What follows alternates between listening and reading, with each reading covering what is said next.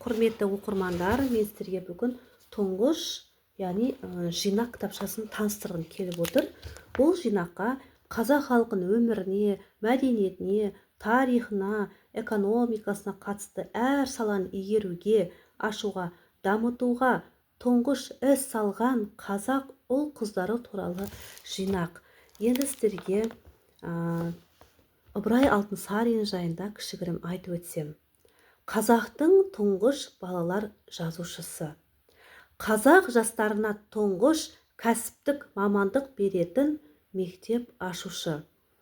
Қазақ қыздарына арнап тұңғыш мектеп-интернат ашқан педагог.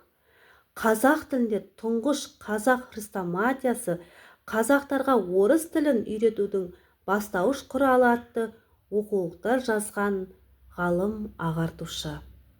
Егер де тағы да осындай біздің ғылымды, білімді, ата-бабаларымыз жайындағы көптеген мәліметтерді білгілеріңіз келсе, менің каналыма тіркеліп лайк басыңыздар.